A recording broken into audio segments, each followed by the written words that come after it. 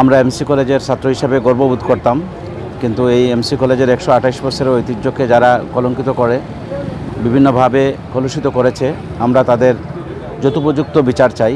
শুধু গ্রেফতার এবং রিমান্ডে নিলেই হবে না। আমরা মনে করি তড়িৎ গতিতে যদি তার যথোপযুক্ত বিচার হয়, তাহলে পরবর্তী পর্যায়ে এই দর্শন নামক ব্যাধি থেকে এই জাতি রেহাই পাবে এবং বিশেষ করে এমসি কলেজ ক্যাম্পাস প্রকৃত অর্থেই তার ঐতিহ্য ফিরে পাবে বলে আমরা বিশ্বাস করি। যখন এই দর্শকদের ঠিকানা যখন দেওয়া হলো, তখন তত্ত্বাবধায়কের ঠিকানা দেওয়া হয়েছে, যেখানে এমসি কলেজের হোস্টেল খোলা, এটাও যেমন গর্হিত কাজ, তেমনি আমরা মনে করি যে এত অস্ত্র কোথা থেকে এলো। একটা প্রশাসন যদি তারা যদি এগুলো না জানে, অবশ্যই তারা সেগুলো জানে। আমরা চাই এই ঘটনার পর থেকে এমসি কলেজে অস্ত্রবাজি, দর্শনবাজি, যত প্রকার অনিয়ম, যারা এই কলেজের ছাত্র নয় অথচ তাদেরকে এখানে স্থান দেওয়া হয়েছে, এই সব কিছুর জন্য বিচার হয়। এগুলো লুকোচুরি করার আর কোনো সময় নেই।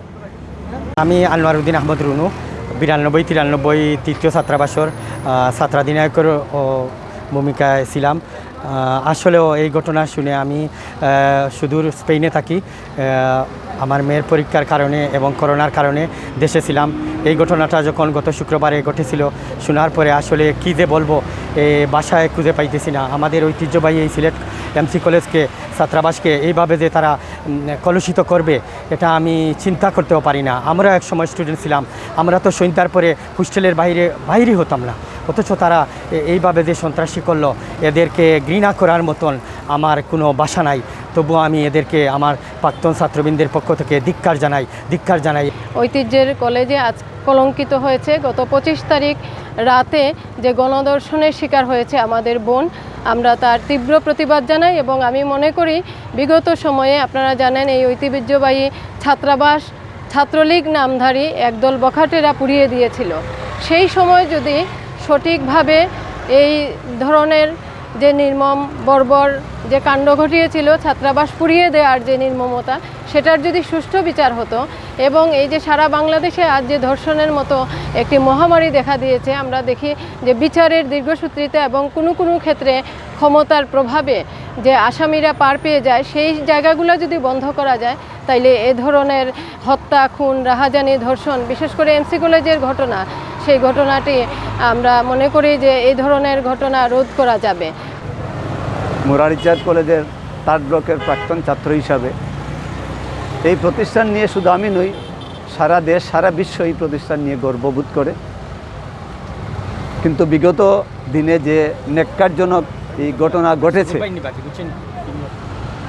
সেই ঘটনার নিন্দা জানানোর ভাষা আমি অন্ততপক্ষে খুঁজে পাচ্ছি না এবং আমরা কোনোদিন প্রত্যাশাও করিনি যে এমন একটা পবিত্র ঐতিহ্যবাহী প্রতিষ্ঠানে এই ধরনের একটা ঘটনা ঘটবে।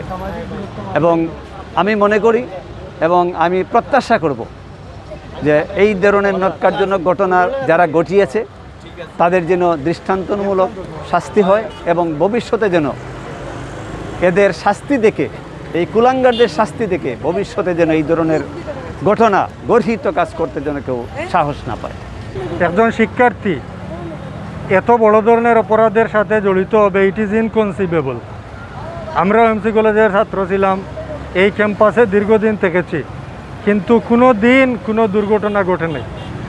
এজন্য আমরা আশা করব যে উপযুক্ত দৃষ্টান্তমূলক শাস্তি হবে এই মানুষরূপী জানোয়ারদের, ভবিষ্যতে যাতে এ ধরনের ঘটনার পুনরাবৃত্তি না ঘটে। আমি সাবেক শিক্ষার্থী এমসি কলেজের হিসেবে আমি মনে করি এমসি কলেজ সিলেট তথা বাংলাদেশের একটা ঐতিহ্যবাহী কলেজ। এই কলেজে এরকম একটা নৃশংস ঘটনা, ন্যাক্কারজনক ঘটনা সিলেট তথা বাংলাদেশকে কাঁপিয়ে দিয়েছে। এই ঘটনা আমরা তীব্র প্রতিবাদ জানাই। যে 6 জন ইতিমধ্যে গ্রেফতারকৃত যে 6 জন আসামি, তাদের সর্বোচ্চ শাস্তি দাবি করছি এবং এই কলেজের সার্বিক নিরাপত্তা পরিস্থিতি জোরদার করার জন্য প্রশাসনের দৃষ্টি কামনা করছি।